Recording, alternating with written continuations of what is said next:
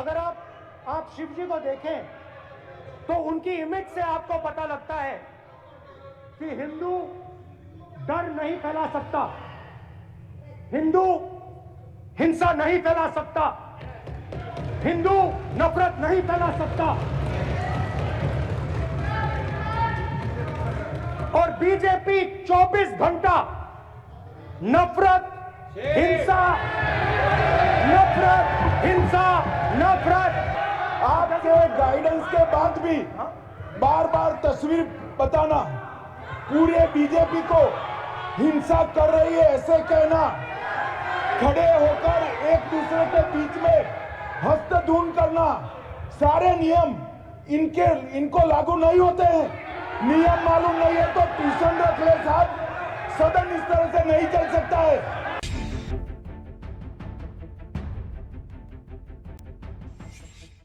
नमस्कार घंटे में स्वागत आपका। मैं हूं योगेंद्र। आप देख रहे हैं खास खबर में एजेंडा। आपने देखा पार्लियामेंट में हंगामा जो बरपा, इसकी उम्मीद भी थी कि यही सब कुछ होने वाला है। बाहर कुछ अलग कहा जाता है, वह अंदर एजेंडे कुछ अलग चलते हैं। राहुल गांधी ने कहा कि भाजपा की तरफ इशारा करते हुए कि ये लोग नफरत, हिंसा और असत्य, हिंदू कभी भी असत्य, हिंसा या नफरत नहीं फैलाता। उसी को लेकर के पहले प्रधानमंत्री खड़े हुए और उन्होंने कहा कि पूरे हिंदू समाज को इस तरह से लांछित करना उचित नहीं है। फिर मोर्चा संभाला गृह मंत्री अमित शाह ने और उन्होंने कहा कि देश से माफी मांगनी चाहिए। राहुल गांधी का साफ कहना है कि मैंने बीजेपी को कोट किया, हिंदू समाज को नहीं।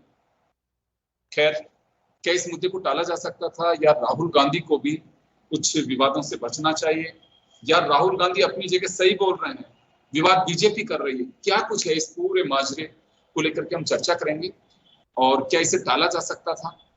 हमारे साथ वरिष्ठ पत्रकार ओम सैनी साहब हैं, हमारे साथ रविंद्रनाथ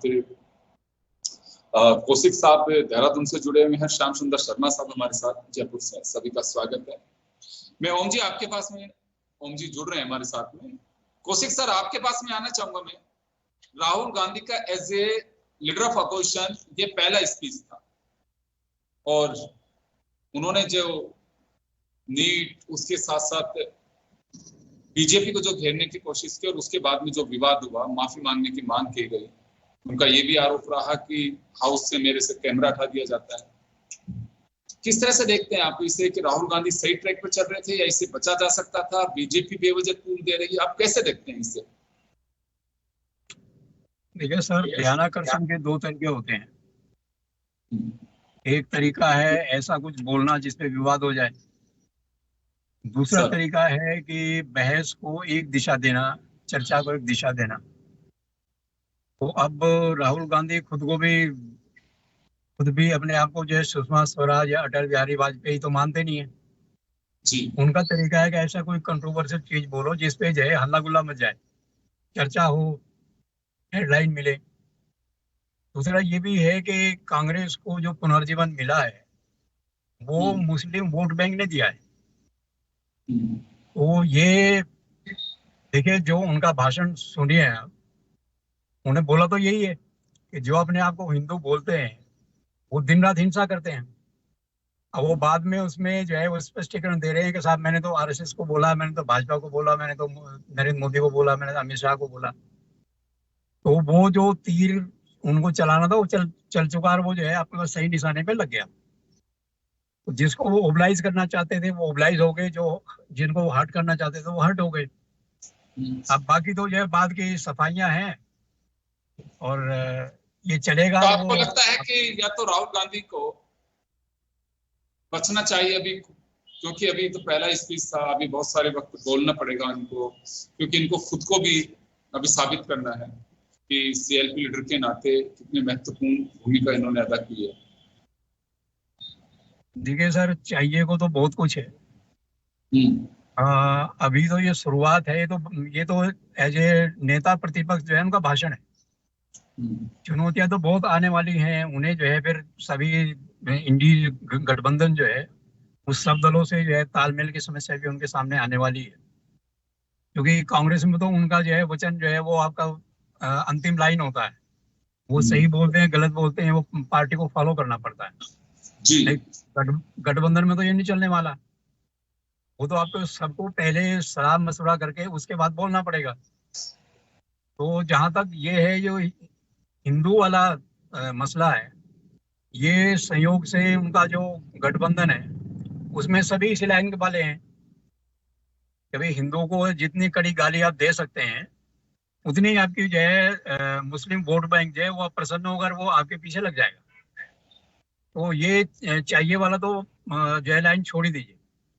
जो जी, लेकिन चाहिए वाला वो इन्होंने हाउस के अंदर ही कहा वहीं से कि नरेंद्र मोदी जी या बीजेपी या आरएसएस हिंदू अकेले हिंदू नहीं है, हिंदू में बहुत सारे लोग हैं, तो इनको कहना या इनके लिए कोई टिप्पणी करना पूरे हिंदू समाज की नहीं हो सकती।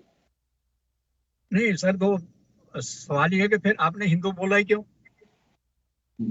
आप हिंदू कह क्यों रहे हैं? आप जो है ये बताइए कि भाई मोदी या अमित शाह या आरएसएस या भाजपा जो है ये नफरत फैलाते हैं, ये मारकाट करते हैं, ये अत्याचार करते हैं, वो बोलिए ना आप। उसमें आप जो है पहले तो आप हिंदू बोलेंगे, उसके बाद आप सफाई देंगे। जी, मैं वो वापस तो आ जो रहा हूँ है, आपके पास में, मैं वापस लौट रहा हूँ आपके पास में। श्याम जी, क्या मानना है, राहुल गांधी क्या इससे बचना चाहिए था या राहुल गांधी सही ट्रैक पे थे? बीजेपी बेवजह तूल दे रही है, कैसे देखें इस पूरे मुद्दे को? देखिए, वो पहली बार संसद में बोल रहे थे और प्रतिपक्ष के नेता के रूप में बोल रहे थे। जी बहुत सारी चीजें देखिएगा, वो अपनी पार्टी को किस तरह से बढ़ाना चाहते हैं, किस तरह की स्थितियां करना चाहते हैं, वो अपना तौर तरीका है। उन्होंने अयोध्या से शुरू किया और किस तरह से पूरी चीजें ला करके खड़ी की। और सरकार के प्रधानमंत्री को अगर 2 बार खड़ा होना पड़े, अगर गृह मंत्री को 3 बार खड़ा होना पड़े, बाकी केंद्रीय मंत्रियों को खड़ा होना पड़े, तो इसका मतलब है कि आप प्रतिपक्ष का नेता जो बोल रहा है, इसका मतलब आप स्पष्टीकरण बाद में, प्रधानमंत्री बाद में बोलेंगे, तो सारी चीजें कि आपको चिंता का विषय हो गया। देखिए, निश्चित तौर पर जिस प्रकार का माहौल आपने देश के चुनाव में करके दिखाया, उनका कि उन्होंने कहा सीधे तौर पर गुजरात में हम हरा के दिखाएंगे इंडिया गठबंधन के माध्यम से। अब देखिएगा कि ये मौका है, राजनीति करने का मौका है, और राजनीति में देखिएगा निश्चित रूप से सुचिता और मर्यादा रखनी चाहिए थोड़ी बहुत, ऐसा नहीं कि नहीं रखनी चाहिए। लेकिन सरकार को घेरने का काम राहुल गांधी ने आज जिस प्रकार से किया, हाँ निश्चित तौर पर जिस प्रकार से उनकी पार्टी लाइन के अनुरूप जो बोले, वो अग्निवीर को तरीके से उठाने का प्रयास किया, हिंदू के मामले को उन्होंने कई चीजों के उजागर के, और किस तरह से अपनी पार्टी का किस तरह से वे रखना चाहिए, बीजेपी को सफाई देनी पड़ी, और किस तरह की स्थिति है। अग्निवीर के मामले में 1 करोड़ मुआवजा देते हैं, ये कहना पड़ा। अब देखिए, एमएसपी के मामले में शिवराज को कहना पड़ा। तो ये देखिएगा, अगर इसका मतलब ये लग रहा है कि देखिएगा प्रतिपक्ष का नेता बोल रहा है, तो इसका मतलब सरकार उसको ले रही है, और ये भी मानती है सरकार कि अब प्रतिपक्ष इतना कमजोर नहीं है जो पहले हुआ करता था। पहले तो कोई परवाह होती नहीं थी। अब देखिएगा कि मैं कह सकता हूं कि निश्चित तौर पर पार्लियामेंट ही ऐसी जगह है जहां पर आप चीजें बोल सकते हो और सरकार को स्पष्टीकरण देना होता है, और वो दिया जा रहा है। लेकिन जिस प्रकार से बार बार बात आ रही थी, देखिए अब वो शिव जी का मामला करके कह रहे थे कि शिव जी तो सांप रखते थे, और सांप जिंदगी मौत का एक प्रतीक होता था, वो रखते थे, मौत से परवाह नहीं करते थे। और उन्होंने हिंसा की बात की, त्रिशूल की बात की, बहुत सारी चीजें ऐसी थी जो कि अब देखिए, फिर ये भी कहा कि आप अगर किसानों का तो खर्चा माफ नहीं कर सकते, लेकिन आप उद्योगपतियों का 16 लाख करोड़ रुपए माफ कर सकते हैं।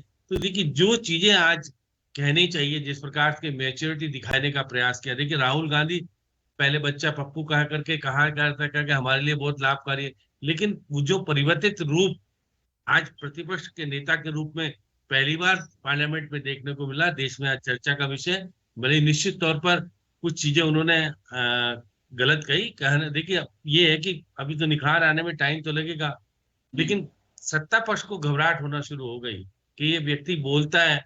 क्योंकि जो चुनाव में देखने को मिला, जिस तरह की स्थिति मणिपुर का उन्होंने सामने उदाहरण दिया कि मणिपुर में प्रधानमंत्री जी क्यों नहीं जाते, बाकी जगह सब जगह जा रहे हैं। तो देखिएगा, जो सरकार की कमियां थी, सरकार को घेरने का काम जिस रूप में करना चाहिए था, वो राहुल गांधी ने आज करके दिखाया, और उसका प्रतिबिंब दिखा भी पार्लियामेंट में। क्या प्रधानमंत्री को 2 बार क्यों खड़ा होना पड़ा, गृह मंत्री को क्यों खड़ा होना पड़ा, रक्षा मंत्री जी को खड़ा क्यों होना पड़ा, कृषि मंत्री कहा, उन्होंने इंटरप्ट करके कहा गलत कह रहे हैं।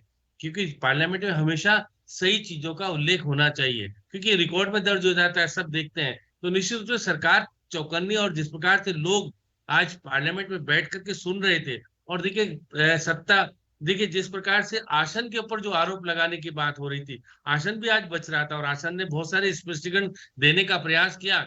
उन्होंने रोका नहीं, बहुत सारी चीजों में कहा को बैठा सकते थे, जिस प्रकार से पहले उठे बैठ जाइए, कुछ नहीं बोलने देंगे, लेकिन आज समझाने का प्रयास किया राहुल गांधी को कि आप प्रतिपक्ष के नेता हैं, इसलिए आप नियमों के तहत, क्योंकि आप खुद कहते हैं कि संविधान के अनुरूप चलना चाहिए सदन, तो मैं संविधान की धाराओं का उल्लेख करते हुए उन्होंने कहा कि कोई भी संसद में आप चिन्ह नहीं दिखा सकते, तस्वीर नहीं दिखा सकते, नियम है, लेकिन आप दिखा रहे हो। लेकिन देखिए राहुल गांधी को दिखाने में फायदा इसलिए, वो कहता है कि मैं शिव जी भगवान को भी रखता हूँ, राम जी को भी रखता हूँ, बहुत सारी चीजें जो करके आज दिखाने का प्रयास किया, वो कहलाने के लायक हो गए कि वो प्रतिपक्ष के नेता के रूप में निखर के सामने, देश के सामने आ सकते हैं, जो कि होना चाहिए था। अब तक तो वो जिस तरह का देते थे वो तरह का नहीं है, लेकिन आज जिस प्रकार का स्पीच, जिस प्रकार की बातें निकल के सामने आई, मैं मान के चलता हूं कि आने वाला समय कल राहुल गांधी को निश्चित रूप से वो मुद्दे उठाने चाहिए जो देश की आर्थिक स्थिति को या बाकी स्थिति को सुधार पाने में हो। आज देखिएगा निश्चित रूप से बेरोजगारी का मुद्दा उठाना चाहिए था, किसानों का मुद्दा भरपूर तरीके से होना चाहिए। राजनीति मत करो, आप देखिए किसी को फायदा दे सकते हो, पार्लियामेंट का उद्देश्य यही होता है, प्रतिपक्ष सरकार को घेरे और सरकार की कमियों को उजागर करके कुछ प्राप्त करने का। देखिए अगर कोई ना कोई डिसीजन होगा, कोई ना कोई प्रधानमंत्री बोलेंगे, निश्चित रूप से व्यवहार में परिवर्तन आएगा, लेकिन मैं कह सकता हूं कि आज राहुल गांधी ने ये तो बताने का प्रयास किया कि वो प्रतिपक्ष के नेता के रूप में निखर के सामने आ सकते हैं, और वो ऐसे नहीं है कि उनको नॉलेज नहीं है। जो उनकी यात्रा, पदयात्रा और सारी चीजों को जो सीखने का और जो चुनाव में देखने का मौका मिला, हाँ वो जिस प्रकार से कट्टरवादी तरीके की बातें भी कहेंगे, बहुत सारी चीजें कहेंगे, जो उनको फायदा होगा वो चीज कहेंगे। अब देखिएगा प्रतिपक्ष तो अपनी बात ही रख सकता है, सरकार उस पर अमल करे नहीं करे बातें, लेकिन हाँ ये बात है कि पहला भाषण मैं कह सकता हूं कि राहुल गांधी का ऐसा भाषण नहीं था कि कह के बुराई कहें कि वो गलत है, कुछ बोलने नहीं जानते, इसलिए जो प्रहार किया अच्छा प्रहार किया, क्योंकि सरकार के नेता, सरकार के मंत्रियों की तरफ से जो स्पष्टीकरण आ रहा था उससे लग रहा था आहत है, सरकार कुछ ना कुछ कहेगी, कुछ ना कुछ बात करेगी, इसलिए मैं कह सकता हूँ। चलिए ओम जी हमारे साथ में जुड़ गए, मैं ओम जी का रुख करना चाहूंगा। ओम जी, आपने देखा है कि राहुल गांधी का स्पीच भी देखा और उसके बाद में अमित शाह ने जो जवाब दिया वो भी आपने देखा। ये अभिभाषण पे बहस है और जवाब देना है प्रधानमंत्री को। क्या लगता है आपको कि राहुल गांधी सही ट्रैक पे थे या कुछ कंट्रोवर्सी लग रही थी जिससे बचा जाना चाहिए था उनको?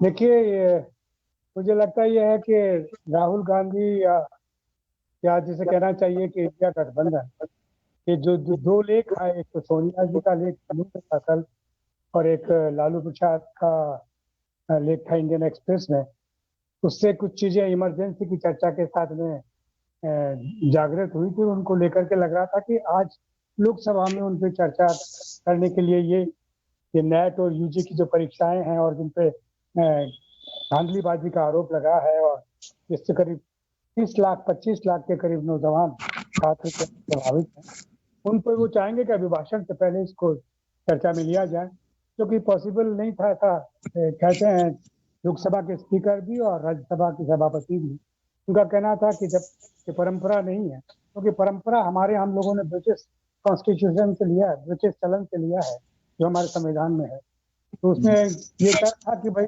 अगर घर में आग लगी हो तो आप उस पर चर्चा नहीं करेंगे क्या पहले? तो बिल्कुल वही हाल बता रहे थे कि 1 साल से तो मणिपुर जल रहा है और साथ साथ में ये सारे जो परीक्षाओं का और नेट का इनका जो गड़बड़ हुआ है, इसको ठीक करने पे इसे चर्चा होनी चाहिए। ये इस तरीके से बात बढ़ते हुए एक तरीके से मैदान में अभिभाषण के दौरान सारी बातें हुई, तो लोगों को बड़ा ख्याल था, लेकिन मैं मानता हूँ कि ये बड़ा नियोजित था।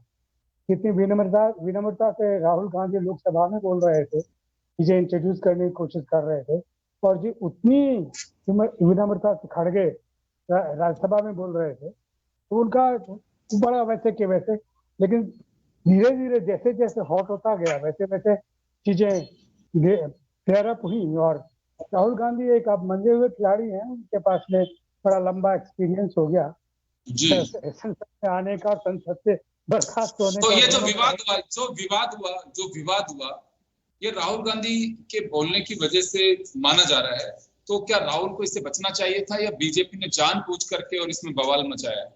नहीं, देखिए राहुल गांधी का तो बोलना, राहुल गांधी तो सहज रूप से बोल रहे थे, वो जैसा हिंदू वाला बात उसको तो काट करके बीजेपी ने अपने हिसाब से पेश करना चाहा। लेकिन ये भी एक जरिया है, ये डिबेट होगी, ये डिबेट अभी खत्म नहीं हुई है, इस पे भी जरिया, ये भी सनातन क्या है और हिंदू धर्म क्या है और हिंदू कौन है कौन नहीं है, इस पे भी चर्चा हो जाएगी। ये यूं लग रहा है ये इसको बढ़ाना चाहेंगे, इस पे बहस करना चाहेंगे और ये स्थापित करेंगे कि आप लोग हिंदू नहीं हो, हिंदू हम है। इस तरह की बातें भी अभी होंगी दर्शन को लेके और तथ्यों को लेके, शायद कल वो सब। जी बिल्कुल, मुझे जो लग रहा है वो यही है कि ये पूरा, अगर पार्लियामेंट का सेशन देखेंगे जिस तरह से अभी दिख रहे हैं, उस हिसाब से तो लगता है कि संविधान के आसपास, संविधान, लोकतंत्र खतरे में है, ये तमाम चीजें। क्योंकि राहुल गांधी पूरे टाइम कैंपेन में कॉन्स्टिट्यूशन बुक साथ में रखी उन्होंने, और उसी को आधार बना करके और इमरजेंसी का जिक्र काफी किया जाएगा अभी। और यहाँ तक नहीं, जिन राज्यों के अंदर भाजपा शासित राज्य हैं उनमें भी इमरजेंसी का कुछ न कुछ चर्चाएं होती रहेंगी। और दूसरी तरफ राहुल गांधी हैं, वो कोई अवसर ऐसा नहीं छोड़ना चाहेंगे, चाहे विवाद पैदा हो चाहे कुछ भी हो। हिंदू मुस्लिम ये मुद्दे पहले तो सड़क पे दिखाई दे रहे थे रैलियों के जरिए, अब हाउस में भी दिखाई देंगे। मैं वापस कौशिक साहब आपके पास में आना चाहूंगा। देखिए, पार्लियामेंट हो चाहे स्टेट असेंबली हो, जनता की गाड़ी कमाई का पैसा व्यर्थ होकर पानी की तरफ बहाया जाता है, होना चाहिए। वो शायद इसी वजह से ये परंपरा हमारी कॉन्स्टिट्यूशनल जो बाध्यता है कि हाउस के अंदर बहस होनी चाहिए, वो शायद इसी वजह से बनाई गई है कि लोकहित के अंदर इस प्लेटफॉर्म पे चर्चा होगी। लेकिन चर्चा के बिंदु और मायने बदलते जा रहे हैं। तो क्या लगता है आपको कि दोनों ही तरफ से कहा यह जाता है कि फ्लोर मैनेजमेंट सत्ता पक्ष का होता है, लेकिन विपक्ष को उसमें सहयोग करना चाहिए। तो अगर आज राहुल गांधी ने चर्चा की, कमियां गिनाई, बीजेपी का कहना है कि पूरे हिंदू समाज को इन्होंने गाली दी है और उसके लिए माफी मांगनी चाहिए, तो अब क्या लगता है कि हाउस में बाहर तक की चीजें, इनकी लपट जो है वो बाहर तक दिखाई देंगे आने वाले दिनों में, 1 दिन में 2 दिन में? हो सकता है रणनीति भी बन गई हो कि कल राहुल गांधी के पुतले जलाए जाएंगे। नहीं, राहुल गांधी के पुतले जलाने की नौबत तो शायद भाजपा की तरफ से नहीं आएगी। लेकिन देखिए, उन्होंने संबोधित किया है मोदी, अमित शाह, भाजपा और आरएसएस। जी सर। ये हिंसक संगठन है। तो और फिर जनरली बोल दिया कि भाई हिंदू, जो अपने आप को हिंदू कहते हैं, वो दिन रात हिंसा करते हैं। आप याद करिए, कभी राहुल गांधी ने ये बोला था कि जो मंदिर जाते हैं वो लड़कियों को छेड़ते हैं। वो कितना मामला खींचा था। तो ये मामला खींचेगा, चर्चा होगी, लेकिन कांग्रेस वाले ये बोल रहे हैं कि वो भाजपा की खेलते खेलते भाजपा के पिच पे आके खेलने शुरू हो गए। ये तो भाजपा का अगर मनपसंद विषय है भाई। आपको लग रहा होगा भाई हिंदुओं को गाली दे करके आपने मुसलमानों को, जो आपका वोट बैंक है, उनको खुश कर दिया है। ऐसा नहीं है। ये रोल बैक कर सकता है मामला, और ये घर घर चर्चा का विषय बनेगा। लोग ये भी कहेंगे कि भाई ये आदमी हिंदू नहीं है, ये तो क्रिश्चियन फैमिली है। राहुल गांधी की माता जी कैथोलिक क्रिश्चियन है, और कैथोलिक जो है, कैथोलिक से बाहर शादी नहीं करते। तो इनके दामाद जो हैं वो हिंदू से ईसाई बने हैं।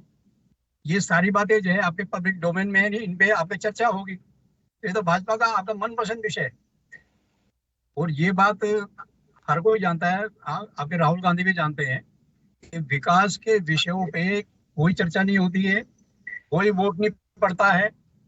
देखिए, उत्तराखंड में एक विद्यासागर जो है वो नोटियाल हमारे शिक्षा मंत्री होते थे उत्तर प्रदेश के समय में। उन्होंने गढ़वाल कुमाऊं होता था उस समय, जो है हर 5 किलोमीटर पे एक विद्यालय खुलवा दिया था। आज स्टेट बन गया है, आबादी दुगनी हो गई है, लेकिन फिर भी जो है विद्यालय इसलिए बंद हो रहे हैं कि वहां विद्यार्थी नहीं है। मानक बनाया है कि 24 विद्यार्थियों पे एक विद्यालय होगा। एक विद्यालय में 24 विद्यार्थी भी नहीं है।